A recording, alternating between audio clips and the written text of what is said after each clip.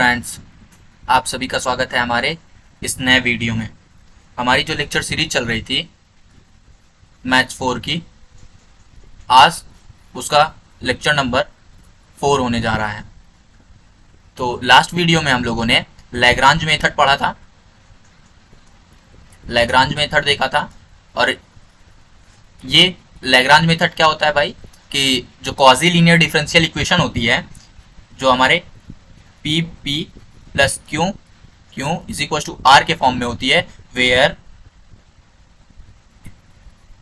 P capital Q and capital R तीनों किस में होते हैं, फंक्शन ऑफ एक्स के फंक्शन होते हैं। तो यहाँ पे हमको या तो ऐसे लिख सकते हैं, function of x, function of y and function of z. तीनों कुछ भी हो सकते हैं, तो किसी के भी फंक्शन हो सकते हैं। हमारा P x comma y comma z, ये तीनों फंक्शन किसी के भी हो सकते हैं। ये पी छोटा स्मॉल पी जो है वो del z by del x होता है, ये हम लोगों ने पढ़ा था। और कैपिटल क्यू भी किसी का भी फंक्शन हो सकता है, एक्स वाई जेड का। और स्मॉल क्यू क्या होता है, small q del z by del y होता है, is equal to R. R भी कुछ भी हो सकता है, किसी का भी फंक्शन, एक्स वाई जेड का, तीनों का भी फंक्शन हो सकता है। तो ये हम लोगों ने देखा था। लैग्रांज मेथड सॉल्व किसको सॉल्व करता है, क्वाजी लीनियर डिफरेंशियल इक्वेशन को सॉल्व कर, sorry quasi linear partial differential equation को सॉल्व करता है। उसका फॉर्मेट ये होता था। तो अब इसको सॉल्व करने के लिए हमने देखा था लास्ट में कि हम लोग सबसे पहले क्या लिखते थे, इसके फॉर्म को चेक करते थे कि हमारा क्वेश्चन जो होना चाहिए ये capital P small p plus capital Q small q is equal to R के फॉर्म में होना चाहिए था। फिर हम लोग यहाँ से इसके बाद नेक्स्ट स्टेप देखते थे कि ऑक्सिलरी इक्वेशन लिखना पड़ता था इसका, लैग्रांज इक्वेशन की। इसको लैग्रांज इक्वेशन भी बोलते हैं। और इसकी ऑक्सिलरी इक्वेशन लिखनी थी। ऑक्सिलरी इक्वेशन क्या लिखते थे, d x upon capital P is equal to d y upon capital Q is equal to d z upon R. ये ऑक्सिलरी इक्वेशन होती थी। फिर यहाँ ऑक्सिलरी इक्वेशन लिखने के बाद हमारे पास दो मेथड होते थे। दो मेथड कौन कौन से थे, बाय ग्रुपिंग करके, ग्रुपिंग मेथड का यूज करके। मान लीजिए ये रेशियो 1 था हमारे पास, रेशियो 2 एंड रेशियो 3, ये तीन रेशियो हमारे पास आ जाते थे। तो इन तीनों रेशियो का यूज करके हम लोग पहला मेथड ग्रुपिंग का यूज करके हम लोग यहाँ पे दो इंडिपेंडेंट सॉल्यूशन निकालते थे। क्या निकालते थे, दो इंडिपेंडेंट सॉल्यूशन, इंडिपेंडेंट सॉल्यूशन निकाल लेते थे। और वो इंडिपेंडेंट सॉल्यूशन मान लीजिए हमारा क्या आता था, C1 एंड C2 आ जाता था। तो फिर हम लोग क्या करते थे, जनरल सॉल्यूशन दे देते थे। जनरल सॉल्यूशन ही हमारा आंसर होता था। जनरल सॉल्यूशन में मान लेते थे हमको एक फाई फंक्शन है, उस फंक्शन में किसका किसका है, C1 एंड C2 का फंक्शन होता था और इज इक्वल टू 0 होता था। ये फाई फंक्शन क्या हो जाता था, आर्बिट्री फंक्शन बन जाता था। जो हमने शुरू के दो वीडियो में पढ़े थे, arbitrary function and arbitrary constant को एलिमिनेट करके पीडीई बनाना। अब यहाँ से पीडीई को क्या कर रहे हैं हम लोग, आर्बिट्री फंक्शन में बना रहे हैं। तो ये एक मेथड था। दूसरा मेथड है मल्टीप्लायर का। मल्टीप्लायर का यूज करके कभी कभी इन तीनों रेशियो को यूज करके ग्रुपिंग नहीं हो पाती है, तो उनसे हमारा जनरल इंडिपेंडेंट सॉल्यूशन नहीं निकल पाता है। तो हम लोग दूसरा मेथड क्या अप्लाई करेंगे, मल्टीप्लायर्स का। इन तीनों रेशियो में कुछ ना कुछ चीज मल्टीप्लाई कराएंगे। तो आज हम लोग यही मल्टीप्लायर्स पढ़ने वाले हैं। तो सबसे पहले हम लोग चलिए अपने जो लास्ट वीडियो का होमवर्क था उसको सॉल्व कर लेते हैं, फिर अपना सेशन शुरू करेंगे आज का। तो लास्ट वीडियो का क्वेश्चन जो था, होमवर्क था, वो ये था कि y square p plus minus x y q is equal to x bracket में जेड माइनस 2y। ये हमारा लास्ट में हम लोगों ने इसको होमवर्क के बोला था और बोला था कि आप कमेंट करेंगे। तो आई होप आपने इसको लगा लिया होगा सवाल को। तो चलते हैं पहले। हमारा पहला स्टेप क्या है कि चेक करना है कि इसमें p plus q is equal to R के फॉर्म में है कि नहीं। तो वहां से हमको वैल्यू मिल जाती थी। वैल्यू यहाँ पे अगर देखें तो कैपिटल P की वैल्यू क्या है, वाई स्क्वायर, और Q की वैल्यू क्या है, minus x y, and R की वैल्यू क्या है हमारे पास, एक्स जेड माइनस 2y। ये है। अब हम लोग क्या लिखते हैं, ऑक्सिलरी इक्वेशन। ऑक्सिलरी इक्वेशन लिखते हैं इसकी। तो क्या होगा, d x upon p is equal to d y upon q is equal to d z upon r. तो यहाँ पे क्या आ जाएगा, डी एक्स अपॉन पी की वैल्यू क्या है, y square is equal to d y upon minus x y is equal to d z upon x bracket में z माइनस 2y। ये हमारा ऑक्सिलरी इक्वेशन बन के आ गई लैग्रांज इक्वेशन की। अब हम लोग नेक्स्ट स्टेप क्या करते हैं, इन रेशियो का, ये फर्स्ट रेशियो है, ये सेकंड रेशियो है, ये थर्ड रेशियो है, इन तीनों रेशियो को सॉल्व करके यूज करके ग्रुपिंग करके हम लोग इसका इंडिपेंडेंट सॉल्यूशन निकालेंगे। तो अगर हम लोग यहाँ पे चलिए हम लोग लेते हैं फर्स्ट एंड सेकंड रेशियो का ग्रुप बनाते हैं।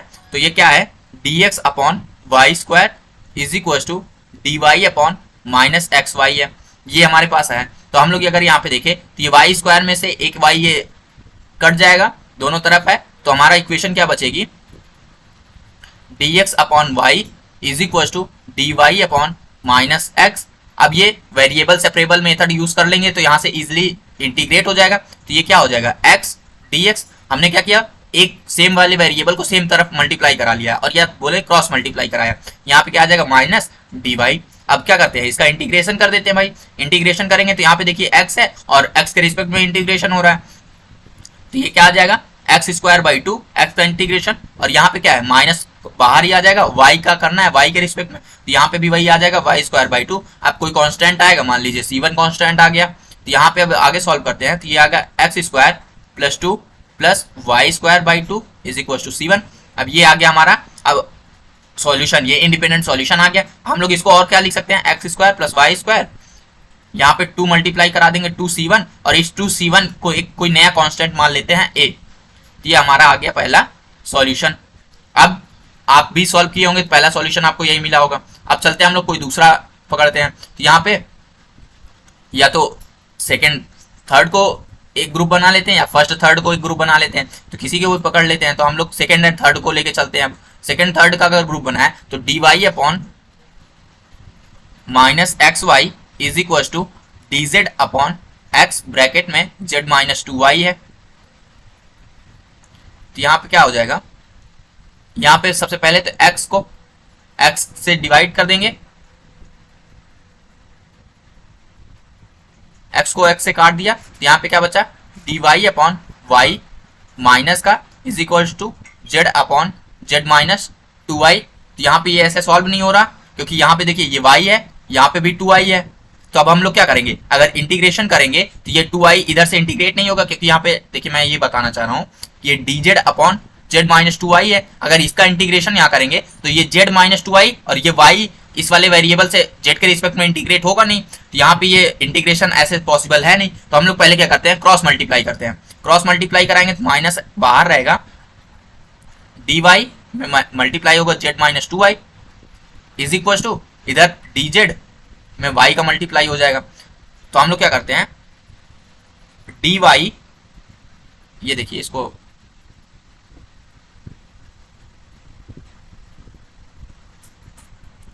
ये z d y minus 2y d y is equal to minus y d z. हमने क्या किया, इस माइनस को RHS में भेज दिया है, तो ये हो गया। अब यहाँ पे सॉल्व करते हैं, तो जेड डी वाई इसको इधर ले आएंगे LHS में, y d z minus 2y d y is equal to 0, ये आ गया भाई। तो अब यहाँ पे देखें तो ये जेड डी जेड और y डी जेड है, sorry z d y plus y d z है। अगर मैं इसको यहाँ पे थोड़ा समझाऊं ये चीज कि z d y plus y d z है, तो क्या अगर देखें तो डी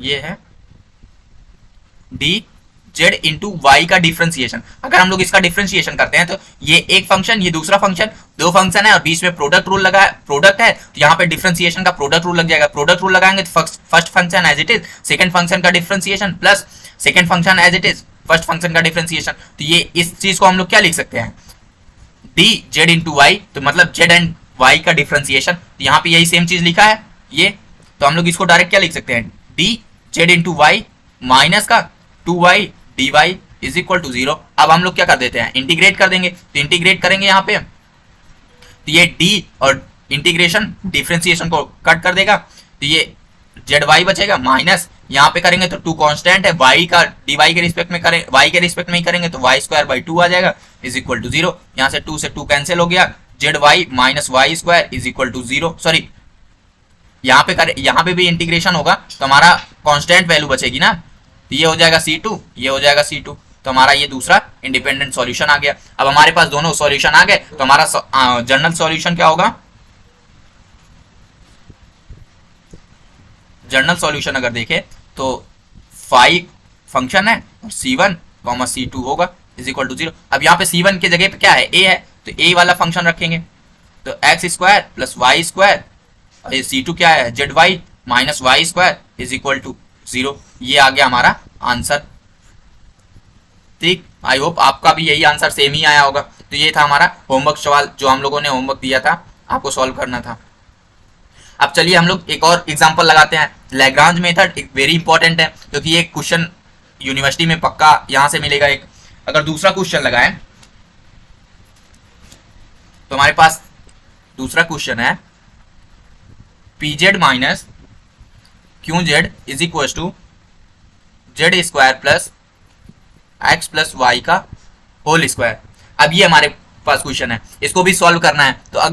तो यहाँ पे देखिए, मैं फिर से एक बार बता रहा हूँ कि जो P लिखा है उसका मीन्स है del z by del x and Q का मीनिंग है del z by del y. मतलब जेड का फंक्शन एक्स के रिस्पेक्ट में डिफरेंशिएट हुआ है पार्शियली एंड जेड का फंक्शन वाई के रिस्पेक्ट में पार्शियली डिफरेंशिएट हुआ है। तो यहाँ पे अगर देखें तो पहले चेक करते हैं कि फॉर्म की क्या है। तो P plus p q plus q sorry P into p plus q into q is equal to R. तो यहाँ पे कैपिटल P की वैल्यू क्या आ गई है? जेड है। यहाँ पे अगर कंपेयर करें तो ये P ये रहेगा, तो इसकी वैल्यू क्या लिखी है? जेड लिखिए। और यही सेम चीज कैपिटल Q की वैल्यू क्या है? माइनस जेड है। और R की वैल्यू क्या है? Z square plus x plus y का होल स्क्वायर है। तो हम लोग क्या लिखते हैं? ऑक्सिलरी इक्वेशन लिखते हैं। ऑक्सिलरी इक्वेशन तो dx upon p is equal to dy upon q is equal to dz upon r। तो dx अपॉन p की वैल्यू क्या है? z is equal to dy upon q की value minus z is equal to dz upon r की value लिखना है तो z square plus bracket में x प्लस y का होल स्क्वायर। ये बना हमारा ऑक्सिलरी इक्वेशन। अब इसको अगर सॉल्व करना है तो हम लोग इसको सॉल्व करते हैं आगे। तो ये हमारे पास अभी कौन सा मेथड पढ़ रहे हैं? ग्रुपिंग का ही। तो ग्रुपिंग का यूज करते हैं। तो ये 3 रेशियो है हमारे पास। तो हम लोग यहाँ पे देखें फर्स्ट एंड सेकंड को यूज करते हैं। ग्रुपिंग मेथड अगर यूज करना है तो हमारे पास 3 ही ग्रुप बनते हैं, या तो फर्स्ट सेकंड, सेकंड थर्ड या फर्स्ट थर्ड। इन्हीं 3 ग्रुप का यूज करके हमको इंडिपेंडेंट 2 सॉल्यूशन निकालने होते हैं। तो किन्हीं तीनों का यूज करके, किन्हीं तीनों में से 2 का यूज करके, तो हम फर्स्ट एंड सेकंड का पहला हम यूज करते हैं। तो dx upon z is equal to dy upon minus z है। यहाँ पे देखें तो इजी से बस जेड से जेड कैंसिल हो गया, हमारे पास क्या बचा? dx is equal to minus dy। तो यहाँ पे इंटीग्रेट कर देंगे इसको, तो ये क्या आ जाएगा? dx का इंटीग्रेशन x हो जाएगा और y का इंटीग्रेशन माइनस y हो जाएगा। सॉरी माइनस तो बाहर था, dy का y हो जाएगा और कोई कांस्टेंट मान लीजिए C1 आ गया। तो हमारा ये फर्स्ट सॉल्यूशन तो इजी से आ गया कि x plus y is equal to C1, इसमें कोई दिक्कत नहीं हुई। अब दूसरा सॉल्यूशन अगर देखें तो फर्स्ट थर्ड पकड़ लेते हैं या सेकंड थर्ड पकड़ लेते हैं। तो हम फर्स्ट और थर्ड ले लेते हैं क्योंकि अभी इसके पहले वाले हम सेकंड थर्ड का किए थे। तो एक बार फर्स्ट एंड थर्ड से लेके देखते हैं। तो फर्स्ट एंड थर्ड देखते हैं तो dx upon z is equal to dz upon, क्योंकि दोनों सेम ही है, इसमें भी जेड है इसमें भी जेड है, तो आप किसी से भी कर लेते हैं। तो हम ये ले लिया फर्स्ट वाला, तो z square plus x plus y का होल स्क्वायर। अब इसमें सॉल्व करते हैं। तो यहाँ पे देखिए ये जो चीज लिखा है C1 की वैल्यू जो आई है क्या आई है? x plus y. तो यहाँ पे x प्लस वाई है, दोनों सेम ही बात है, तो इसको हम लोग C1 लिख सकते हैं। तो यहाँ पे क्या आ जाएगा? dx upon z is equal to dz upon z square plus यहाँ पे क्या आ जाएगा? C1 का होल स्क्वायर। ये C1 बन गया क्योंकि हमने इसको पहले भी इंडिपेंडेंट सॉल्यूशन निकाल लिया है। अब क्या करते हैं? मल्टीप्लाई करा देते हैं। यहाँ पे x अकेले बचेगा, ये z है, इधर भी z है, तो ये z के रिस्पेक्ट में यहाँ चला जाएगा dz Z square plus C1 का होल स्क्वायर। यहाँ पे अब ये देखिए फंक्शन ये कांस्टेंट है, ये भी जेड है ये भी जेड है, तो अब यहाँ पे इंटीग्रेट कर देते हैं। तो यहाँ पे इंटीग्रेशन करेंगे तो ये क्या हो जाएगा?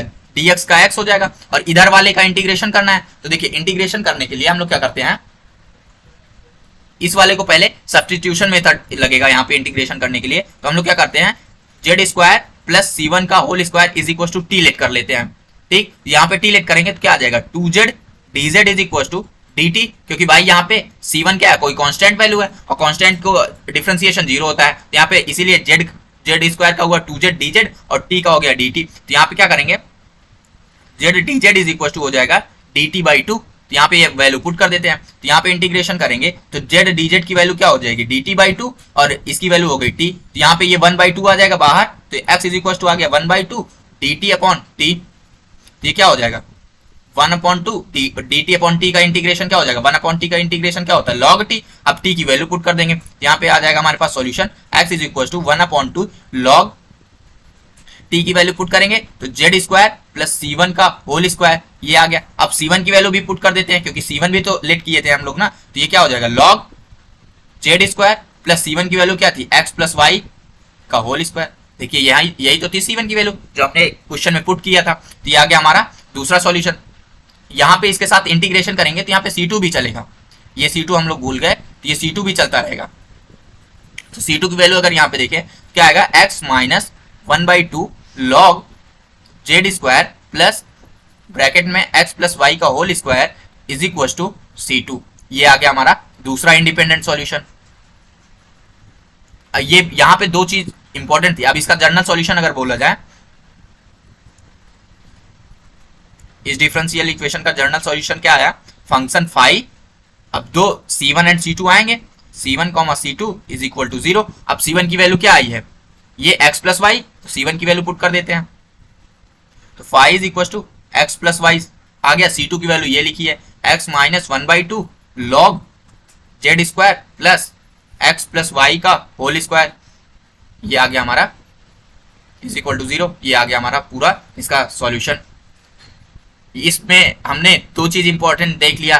पहले तो जरूरी नहीं है कि इंटीग्रेशन हमारा इजी में बन ही जाए, यहाँ पे तो हम किसी का भी लेके देख सकते हैं, फर्स्ट थर्ड का भी लेके देख लिया, सेकंड थर्ड का भी लेके देख लिया और फर्स्ट एंड सेकंड का लेके देख लिया, तो तीनों मल्टी ग्रुप का यूज कर लिया।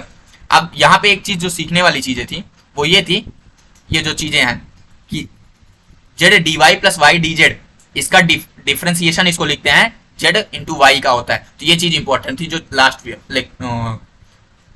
प्रीवियस एग्जाम्पल में हम लोगों ने देखा। चलिए अब हम लोग आगे शुरू करते हैं अपना मल्टीप्लायर्स का यूज करके मैथ। तो अब हम लोग पढ़ने जा रहे हैं लैग्रांज मेथड यूजिंग मल्टीप्लायर्स। अभी तक जो पढ़ रहे थे वो क्या था, बाय यूजिंग ग्रुपिंग्स, अब बाय यूजिंग मल्टीप्लायर्स। तो ये भी वही सेम चीज है। हम लोग किसका यहाँ पे लैग्रांज मेथड किसका निकालते हैं, क्वाजी लीनियर डिफरेंशियल इक्वेशन। तो क्वाजी लीनियर डिफरेंशियल इक्वेशन क्या होती है भाई, p x y z किसी का भी फंक्शन हो सकता है, स्मॉल p प्लस q इसी तरीके से x y z small q is equal to r भी x y z का हो सकता है। ये क्वाजी लीनियर डिफरेंशियल इक्वेशन है। अब इसमें पहले देखते थे, पहला स्टेप हमारा क्या होता था, सबसे पहले ऑक्सिलरी इक्वेशन लिखना। ऑक्सिलरी इक्वेशन इसमें भी लिखेंगे, मल्टीप्लायर्स में भी। तो क्या है, dx upon capital P is equal to dy upon capital Q is equal to dz upon r, ये हो गया। अब इसमें क्या करेंगे कि मल्टीप्लायर्स का यूज करना मतलब क्या है कि हमारा जो फर्स्ट सेकेंड एंड थर्ड ये जो रेशियो निकल रहा है, ये इन रेशियो का यूज करके हम लोग इंडिपेंडेंट सॉल्यूशन नहीं निकाल पाएंगे। ये जो हमारे रेशियो आए हैं, इन रेशियो का यूज करके हम लोग यहाँ पे इंडिपेंडेंट सॉल्यूशन नहीं निकाल पाएंगे। तब हम लोग यूज करेंगे मल्टीप्लायर्स। अगर हम लोग ग्रुपिंग करके यहाँ पे इन तीनों रेशियो का ग्रुपिंग करके अगर हम लोग इंडिपेंडेंट सॉल्यूशन निकाल लेते हैं, तब हम इजी से वो ग्रुपिंग वाला मेथड ही अप्लाई करेंगे। अगर क्वेश्चन में ग्रुपिंग नहीं हो पा रही है, तब हम लोग यूज करेंगे मल्टीप्लायर्स। तो मल्टीप्लायर्स यूज करने का मतलब क्या है, ऐसे कुछ तीन मल्टीप्लाई यूज कुछ तीन नंबर्स ढूंढेंगे या एग्जाम वेरिएबल लेंगे, जो क्या करेंगे, इस चीजों तीनों रेशियो में मल्टीप्लाई कर देंगे। जैसे एग्जांपल मान लीजिए लेट करते हैं कि हमारे पास जो मल्टीप्लायर्स हैं वो P1, Q1 एंड R1 है, जो हमको मल्टीप्लाई करना है इसमें। तो हमारे पास क्या बन जाएगा कि ईच फ्रैक्शन, जो अभी ये कितने फ्रैक्शन लिखे हैं, 3 फ्रैक्शन, हम उस तीनों को मर्ज करके एक फ्रैक्शन लिखेंगे। वो कैसे लिखेंगे, P1 dx plus Q1 dy plus R1 dz, ठीक, अपॉन में P1 p plus Q1 q plus R1 r। इस तरीके से हम ये यहाँ पे क्या बताएंगे, ये ईच फ्रैक्शन लिखेंगे। देखिए फिर से एक बार बताता हूं मैं कि हमारे पास मान लीजिए एक क्वेश्चन गिवन रहेगा। इस क्वेश्चन का सबसे पहला मेथड स्टेप क्या है कि आप उसका ऑक्सिलरी इक्वेशन लिख लीजिए। ऑक्सिलरी इक्वेशन लिखने के बाद अगर आप ट्राई करिए कि ग्रुपिंग का यूज करके इंडिपेंडेंट सॉल्यूशन निकल रहे हैं तो निकाल लीजिए, या एक और इंडिपेंडेंट सॉल्यूशन या दो इंडिपेंडेंट सॉल्यूशन। अगर दोनों इंडिपेंडेंट सॉल्यूशन आपको ग्रुपिंग से मिल जा रहे हैं तो आपका सॉल्यूशन वहीं से बन गया, ग्रुपिंग से ही सॉल्व हो गया। लाइक बाई चांस अगर ग्रुपिंग का यूज करके नहीं सॉल्व हो रहे हैं तब आप वहां पे मल्टीप्लायर्स का यूज करेंगे। तो अब यहाँ पे क्या है कि P1 Q1 R1 हमको 3 ऐसे नंबर्स या वेरिएबल सोचने पड़ेंगे कि जिनका मल्टीप्लाई कर सके हम लोग। और मल्टीप्लाई इस तरीके से कराना है कि जो हमारा ईच फ्रैक्शन का डिनोमिनेटर बनेगा, ईच फ्रैक्शन में जो डिनोमिनेटर बन रहा है क्या P1 P plus Q1 Q plus R1 R, ये हमारा जीरो हो जाए। हमको इस तरीके से मल्टीप्लायर का यूज सोचना है कि जो हमारा नीचे ईच फ्रैक्शन में डिनोमिनेटर लिखेंगे वो जीरो हो जाए। हम इसको बनाने की कोशिश करेंगे, ट्राई टू मेक ये जीरो हो जाए। अगर ये जीरो हो जाता है तो हमारा न्यूमिनेटर जो बचेगा वो भी जीरो हो जाएगा। फिर अगर इफ ये पार्ट जीरो हो गया, इसको हम जीरो कर लेंगे तो ईच फ्रैक्शन की तरफ ये जीरो हो जाएगा। तो हमारा P1 dx plus Q1 dy plus R1 dz is equal to zero हो जाएगा। और ये जीरो हो जाएगा तो हम यहाँ से इजिली इंटीग्रेट कर लेंगे और हमारा इंडिपेंडेंट सॉल्यूशन निकल आएगा। तो यही है हमारा मल्टीप्लायर्स का यूज करके ये कंसेप्ट था। अब चलिए एग्जांपल करके देखते हैं तो आपको अच्छे से समझ में आएगा। तो एग्जांपल है अपने पास mz minus ny into p plus nx minus nz into q is equal to ly minus mx। ये हमारा एग्जांपल है। अब इसको सॉल्व करना है हमको।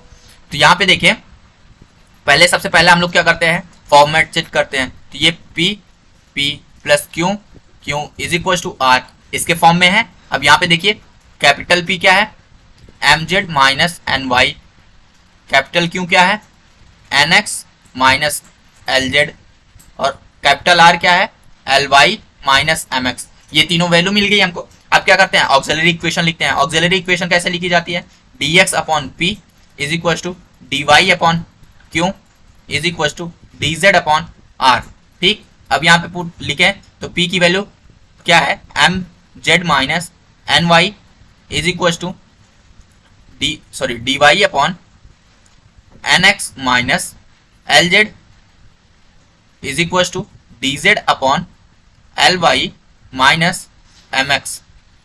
ठीक, तो ये हमारा आ गया ऑक्सिलरी इक्वेशन आ गई। अगर हम इस ऑक्सिलरी इक्वेशन को कंसीडर करें तो अगर मान लीजिए ये हमारा फर्स्ट फ्रैक्शन है, ये सेकंड है, ये थर्ड है, इन तीनों को देखिए अगर आप यहां से ग्रुपिंग बना सकते हैं तो ग्रुपिंग वाला मेथड यूज करेंगे। तो ट्राई करिए ग्रुपिंग बनाने का। तो यहाँ पे देखिए ये z है, ये y है, यहाँ पे x है, यहाँ पे z है। तो वेरिएबल z भी आ रहा है और ये z ऐसे नहीं है कि हम इन दोनों z को कैंसिल करके क्रॉस मल्टीप्लाई करके इंटीग्रेट कर लेंगे। अगर लग बाई चांस मैं इसको लेके भी करता हूं तो dx mz minus ny is equal to dy upon nx minus lz।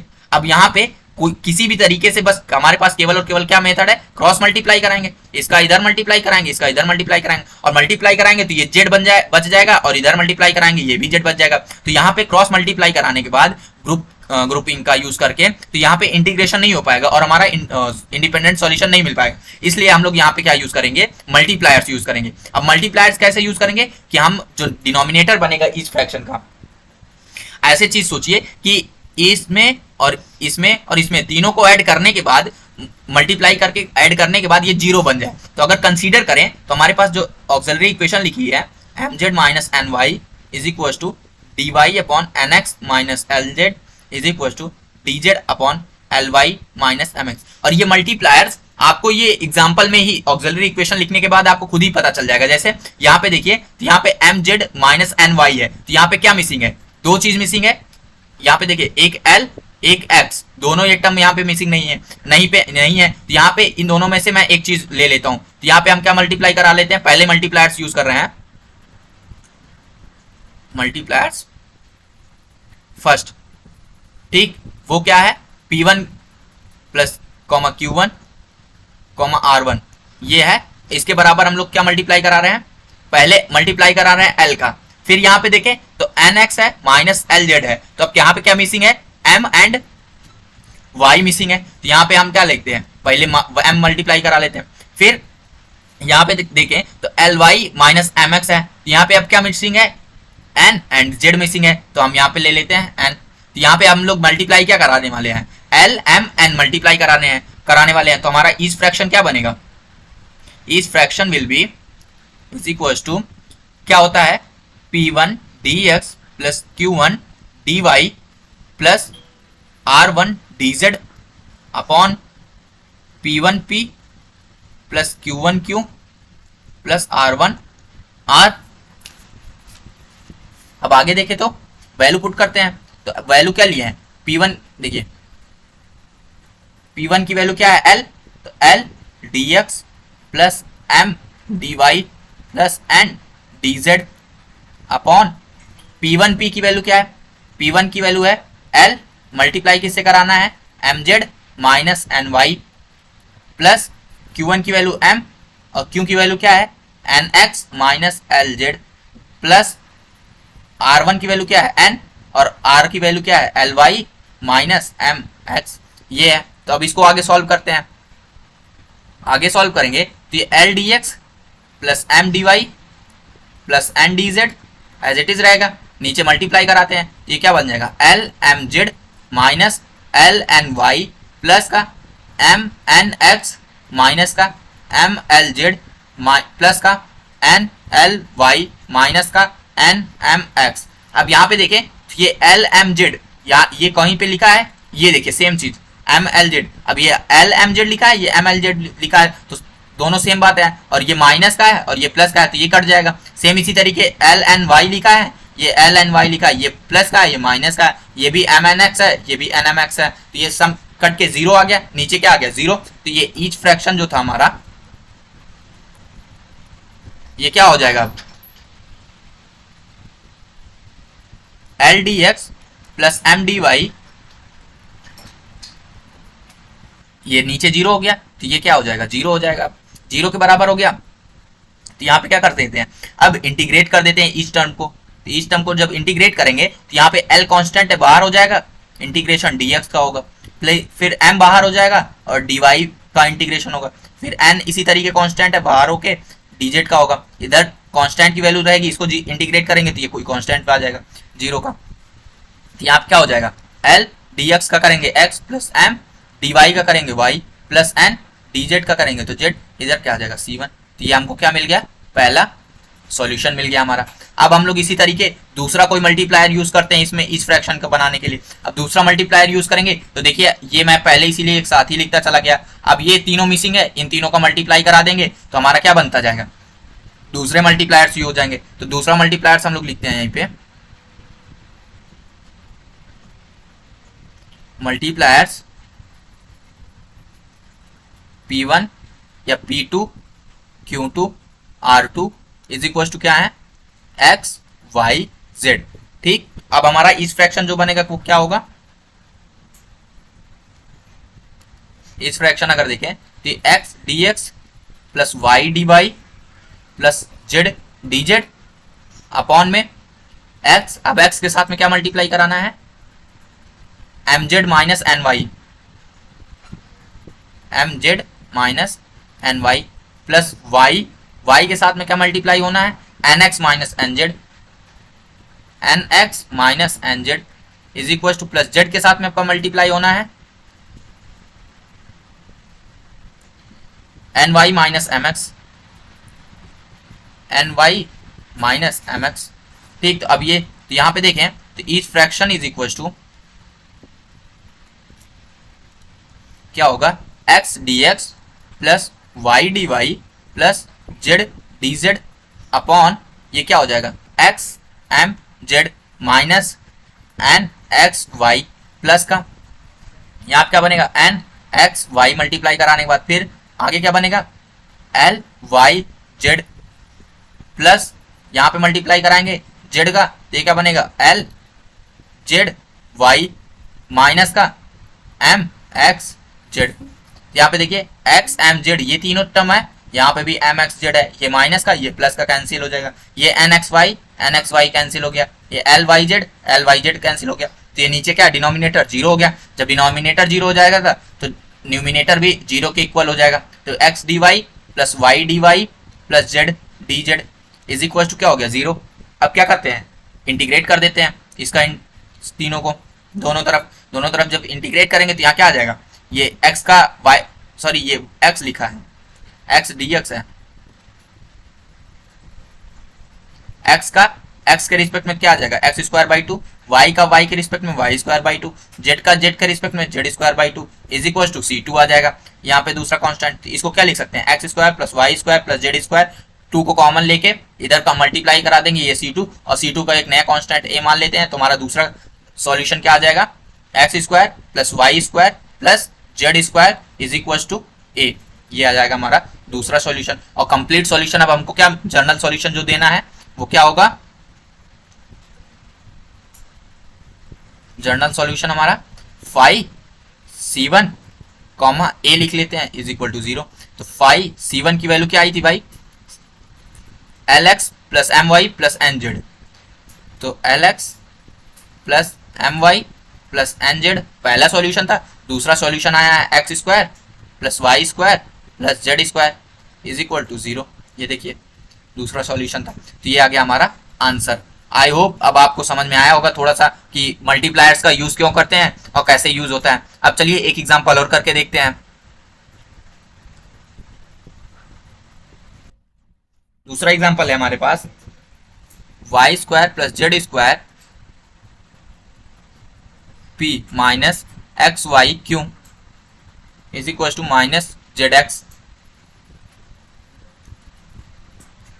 ये है हमारे पास। अब इसमें सबसे पहले क्या करते हैं, कैपिटल P की वैल्यू देखते हैं, तो y square plus z square given है। कैपिटल Q की वैल्यू देखते हैं तो माइनस एक्स वाई है, और R की वैल्यू देखते हैं तो माइनस जेड एक्स है। ये कैसे कंपेयर किए, p p plus Q q is equal to r से। ठीक, अब हम लोग क्या लिखते हैं, ऑक्सिलरी इक्वेशन।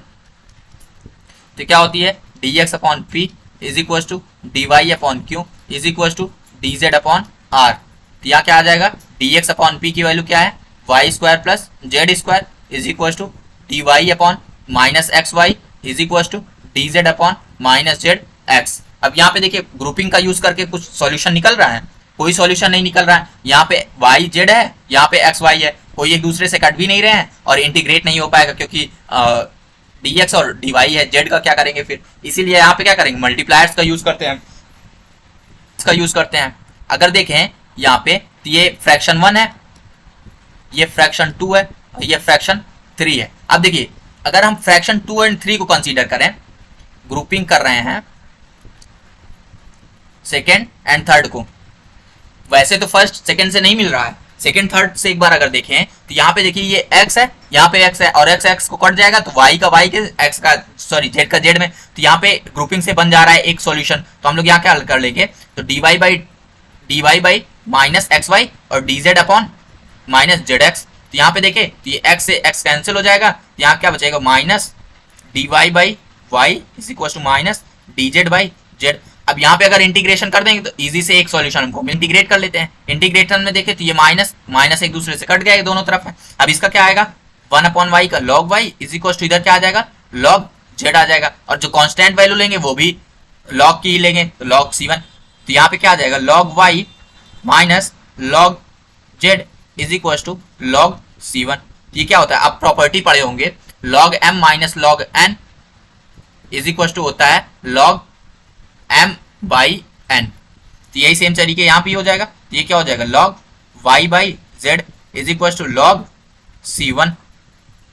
तो यहाँ पे अगर लॉग को कंपेयर करें तो क्या बचा, y upon z is equal to C1।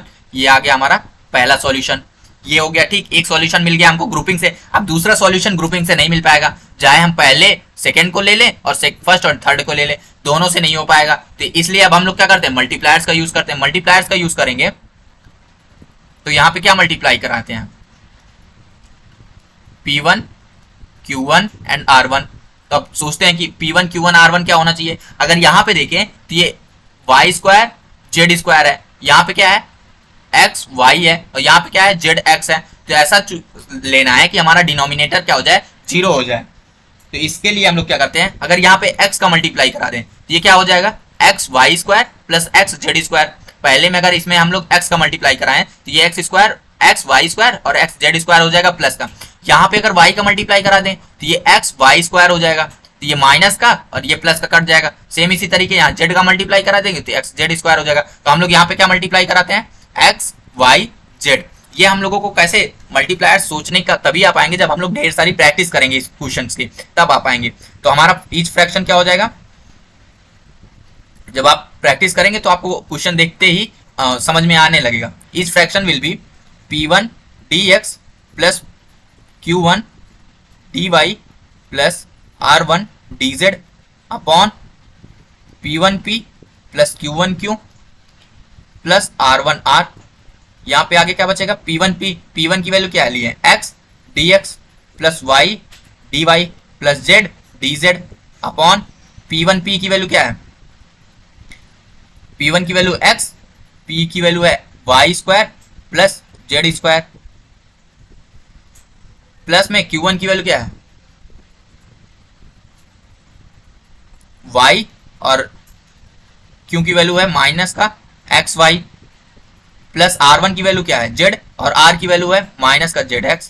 तो अब यहाँ पे इसको सॉल्व करते हैं तो क्या आ जाएगा x dx plus y dy plus z dz। तो यहाँ पे क्या बनेगा, आगे मल्टीप्लाई कराते हैं डिनोमिनेटर में, तो x y square plus x z square minus का एक्स वाई स्क्वायर माइनस का एक्स जेड स्क्वायर। तो ये एक्स ये और ये प्लस का चला गया, तो इससे क्या हो जाएगा हमारा x d x plus y d y plus z d z is equal to 0 हो जाएगा। अब हमको क्या करना है, बस इंटीग्रेट कर देना है। इंटीग्रेट करेंगे दोनों तरफ तो ये क्या हो जाएगा x square by 2 plus y square by 2 plus z square by 2 is equal to C2। तो यहाँ पे अब इसको 2 कॉमन लेके या एलसीएम लेके मल्टीप्लाई करा देंगे तो एक नया कांस्टेंट बन जाएगा x square y square plus z square is equal to कोई मान लीजिए ए बन जाएगा कांस्टेंट। तो ये आ गया हमारा दूसरा सॉल्यूशन। तो हमारे आगे दोनों इंडिपेंडेंट सॉल्यूशन, तो हमारा जनरल सॉल्यूशन क्या होगा C1 comma a is equal to 0। तो फाई C1 की वैल्यू क्या मिली y बाई जेड कॉमा दूसरा मिला x square plus y square plus z square is equal to 0। ये आ गया हमारा कंप्लीट सॉल्यूशन। आई होप आपको समझ में आया होगा कि मल्टीप्लायर्स का यूज कैसे करते हैं और कैसे इसका सॉल्यूशन होता है। कभी कभी हम लोग एक ही क्वेश्चन में दोनों लगा सकते हैं, मल्टीप्लायर्स का भी और ग्रुपिंग का भी। तो ये तीनों चीज हम लोगों ने देख लिया, आई होप आपको समझ में भी आया होगा। तो आज का होमवर्क होगा हमारा लोग का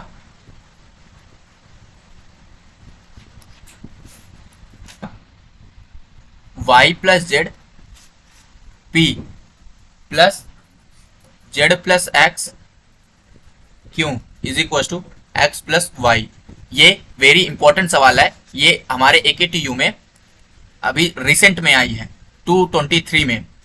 ये रिसेंट की सवाल है और ये इंपॉर्टेंट सवाल है, आप इसको ट्राई करिएगा। और ये मल्टीप्लायर्स का यूज होके करके ही आएगा और थोड़ा दिमाग लगेगा इसमें, तो आप इसको ट्राई करिएगा। नहीं होगा तो हम लोग नेक्स्ट वीडियो में इसको सॉल्व करेंगे। आज के लिए इतना ही, थैंक यू सो मच।